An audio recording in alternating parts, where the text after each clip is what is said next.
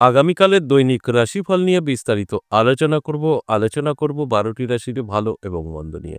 অতি পরিচিত প্রোগ্রাম, প্রত্যেকটা দিন আমি দৈনিক রাশিফল নিয়ে আলোচনা করি আপনাদের অ্যালার্ট করার জন্য। আগামীকাল 14 আগস্ট বৃহস্পতিবার, পঞ্চমী তিথি, রেবতী নক্ষত্র, সূর্যযোগ ও জন্মরাশি মীন। কোন কোন রাশির জন্য অনেকটাই সতর্ক থাকতে হবে, কারণ আমি প্রত্যেকটা দিন বলি 12টি রাশির সকলেরই সমান কখনোই গ্রহ নক্ষত্র ভালো ফল দেবে থাকতে পারে না। কিছু কিছু রাশির জন্য ভালো ফল দেবে, কিছু কিছু রাশির জন্য খারাপ ফল দেবে। যেরকম সকলের খারাপও হতে পারে না, আবার ভালোও হতে পারে না। ভালোও থাকবে, খারাপও থাকবে, আর সেই জানানোর কাজটাই আমি করি। আর তারপর আপনারা যদি অ্যালার্ট থাকতে পারেন আপনার রাশির কি আছে শুনে, সেইভাবে কিন্তু আপনি জীবনটাকে বদলাতে পারবেন। অর্থাৎ আমি নেগেটিভ বলি বা পজিটিভ, সবটাই আপনি পজিটিভ করে নিতে পারবেন। ধরুন আপনার রাশির আমি বলছি ভীষণ খারাপ সময় আগামীকাল, আপনি চাইলে সেটাকে দূর করতে পারবেন। অর্থাৎ আপনি অ্যালার্ট থাকবেন, ওই খারাপ সময় আর আপনার আসবে না। তার মানে এই নয় যে আমার প্রেডিকশন ভুল, এটাই সঠিক যে আপনি নিজেকে কন্ট্রোল করতে পেরেছেন, তাই খারাপ সময়টাকে আপনি জয় করতে পেরেছেন। এটা আপনার কৃতিত্ব। অবশ্যই আলোচনা থাকবে, তার আগে আমার সাথে কিভাবে যোগাযোগ করবেন সেই বিষয়টা একটু বলে নিন। নমস্কার, জয় মা কামাখ্যা, জয় মা তারা। যারা ভীষণভাবে সমস্যায় আছেন, অনেক জায়গায় ছুটোছুটি করেছেন, বহু অ্যাস্ট্রোলজার দেখিয়েছেন, তান্ত্রিক দেখিয়েছেন, কোনো সুফল পাননি, আমার কাছে আসুন। আগে ঘুরে নিন, দেখুন পরিস্থিতি কি আছে।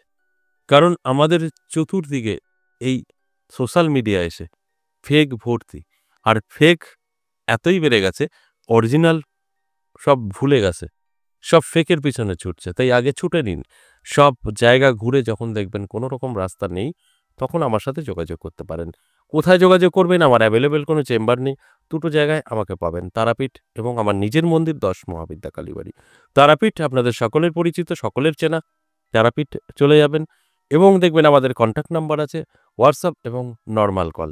আপনি যেটা খুশি সেটায় কল করবেন, নর্মাল কলও করতে পারেন, হোয়াটসঅ্যাপেও এসে ভয়েস মেসেজ বা লিখে বলতে পারেন আমি তারাপীঠ দেখা করতে চাই।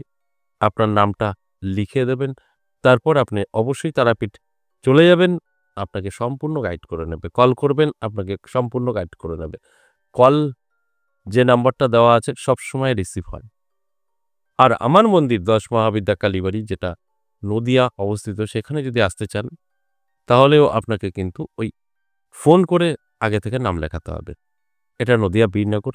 কিভাবে আসবেন? শিয়ালদা থেকে কৃষ্ণনগর লোকাল ধরবেন। আর কৃষ্ণনগরের এদিক থেকে আসলে হয়তো লালগোলার এদিক থেকে আসেন, সেখান থেকেও আসলেও লালগোলা ধরেই আপনি নামতে পারবেন বীরনগর। কারণ শিয়ালদা টু লালগোলা বা শিয়ালদা টু কৃষ্ণনগরের মধ্যেই এই বীরনগর স্টেশনটা পড়ে। তাই কৃষ্ণনগর লোকাল ধরলে আপনি কিন্তু আসতে পারবেন এই বীরনগর। বীরনগর নেমে 1 নম্বর প্ল্যাটফর্ম থেকে বেরিয়ে রাস্তায় এসে টোটো বা রিকশাকে বলবেন সর্বকোপাড়া 10 মহাবিদ্যা কালীবাড়ি যাব, আপনাকে নিয়ে আসবে। সহজে চলে আসতে পারবেন এবং অবশ্যই যদি বুঝতে অসুবিধা হয় কলিং নাম্বারটায় কল করবেন, আপনাকে সম্পূর্ণ গাইড করে নেবে। এবার কেন আসবেন? এই দুটো জায়গায় আমাকে পাবেন। কবে কোথায় পাবেন সেটা একটু বলে নিই।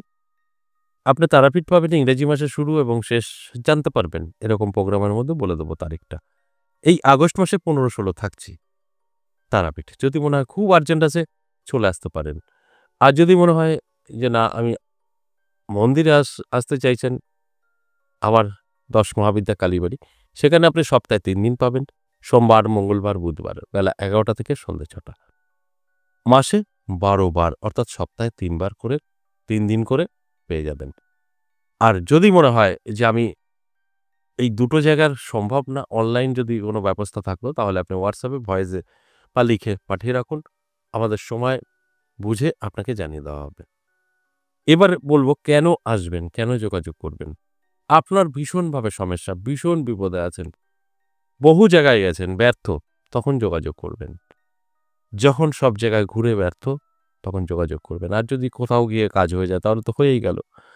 এখনকার পরিস্থিতি যেটা, প্রত্যেকের সংসারে একই সমস্যা ম্যাক্সিমাম দেখা যায়, অবৈধ প্রেম, ভালোবাসা, বিচ্ছেদ, বশীকরণ, শত্রু দমন, নানাভাবে আপনি জর্জরিত, ঋণে একদম ডুবে গেছেন, সংসারে শান্তি নেই। আপনার বাড়ির যে কজন মেম্বার আছে অবাধ্য, কথা শুনছে না, সেটা আপনার সন্তান হতে পারে, স্বামী হতে পারে, বা আপনার সন্তান বা স্বামী নেশাগ্রস্ত হয়ে পড়েছে, কি করে তার থেকে বার করবেন বুঝতে পারছেন না, যোগাযোগ করতে পারেন। এবার আসুন আজকের মূল আলোচনা, সেটা হচ্ছে দৈনিক রাশিফল। এই দৈনিক রাশিফল নিয়ে আমি প্রত্যেকটা দিন আলোচনা করি জাস্ট আপনাদের অ্যালার্ট করার জন্য। আপনারা যখন অ্যালার্ট থাকবেন তখন কিন্তু আপনারা অনেক কিছু বুঝতে পারবেন, ভালো মন্দ বিচার করতে পারবেন এবং মন্দটা কাটিয়ে ভালোর দিকে এগোতে পারবেন। আর যখন না জানবেন তখন কিন্তু ওই মন্দটা ঘটবেই ঘটবে। ভালোটা না ঘটলেও মন্দটা কিন্তু ঘটবে। এটাই বেনিফিট আগে থেকে জানা যে আমার কি হতে চলেছে আগামীকাল। আর সেই জানানোর চেষ্টাটাই আমি করি। আর আপনারা যদি জেনে বুঝে সুন্দরভাবে জীবনটাকে সামনের দিকে এগিয়ে নিয়ে যেতে চান, তাহলে অবশ্যই বলব সম্পূর্ণ প্রোগ্রামটা দেখে, বুঝে, শুনে আপনার জীবনে এপ্লাই করুন। এখন আমি একটা, একটা করে রাশি বলব, মেষ থেকে মীন। দেখুন এর মধ্যে কোনটা আপনার রাশি। যদি নেগেটিভ কিছু বলি সেটা আপনি অবশ্যই কাটাতে পারবেন। আর পজিটিভ যেটা সেটা তো অবশ্যই আপনি অ্যালার্ট থাকুন, চোখ কান খোলা রাখুন, ভাগ্যের চাকা ঘুরে যাবে। মেষ রাশির জন্য বলব খুব একটা ভালো সময় আগামীকাল যাবে না। আপনার যদি মেষ রাশি হয় একটু সতর্ক থাকুন, একটু কন্ট্রোল করুন, নিজেকে একটু কন্ট্রোলে রাখার চেষ্টা করুন। দেখবেন আপনি অনেক ভালো থাকতে পারবেন। যদি কোনো কিছু হুটোপাটা বা যেকোনো কিছু সিদ্ধান্ত হঠাৎ করে নিয়ে ফেলেন সেখান থেকে কিন্তু আপনার লস হওয়ার সম্ভাবনা থাকছে। বৃষ রাশির ক্ষেত্রে বলব ভালো। আপনার যদি বৃষ রাশি হয় তাহলে সময়টা অত্যন্ত শুভ। আমি বলব চোখ কান খোলা রাখুন, অ্যালার্ট থাকুন।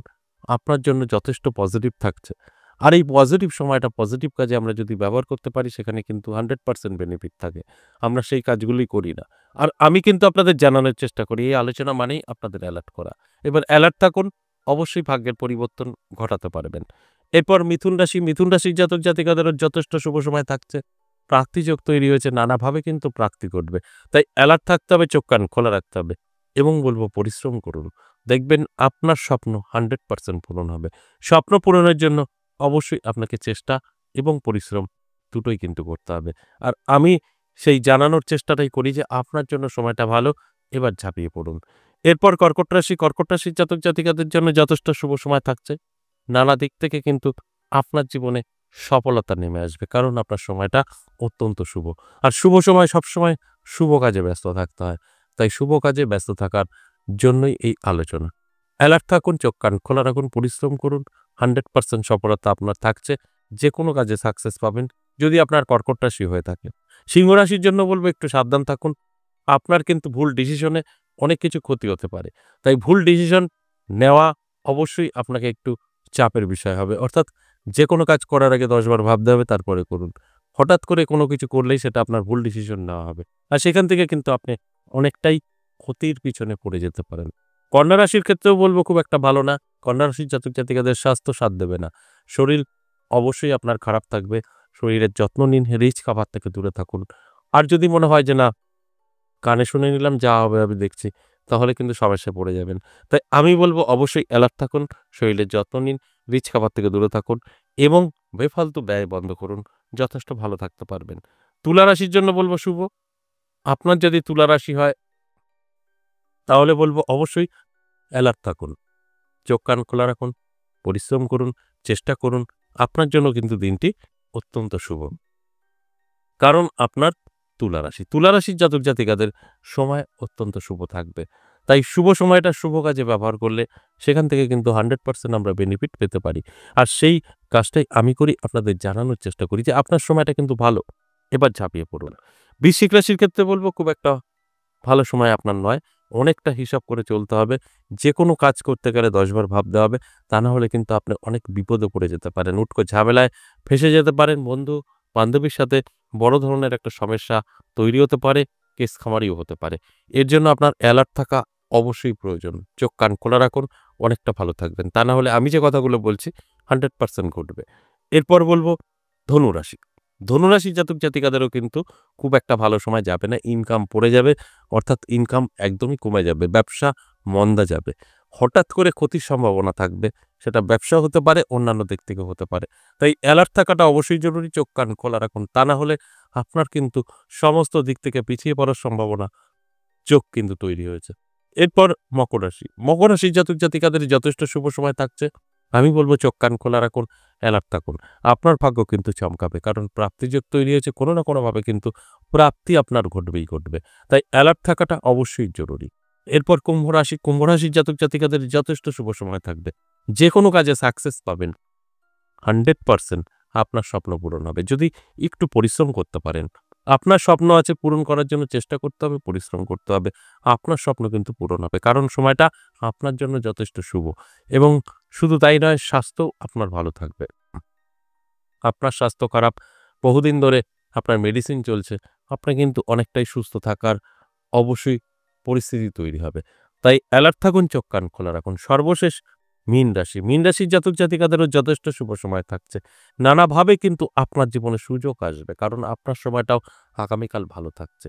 এই যে মেষ থেকে মীন ১২ টি রাশিকে নিয়ে আলোচনা করলাম, এটা কিন্তু সম্পূর্ণ এভারেজ এবং সর্বজনীন। এখানে কিন্তু কোন রকম কারোর জন্ম মানে পার্সোনাল জন্মছক বা হস্তরেখা বিচার বিশ্লেষণ করে আলোচনা করা হয়নি। এটা এভারেজ এবং সর্বজনীন। সেক্ষেত্রে আমার এই আলোচনা থেকে 50% জাতক জাতিকারা সম্পূর্ণ লাভ তুলতে পারবে। তাদের সাথে মিলবে। আর 50% জাতক জাতিকাদের কিন্তু মিলবে না।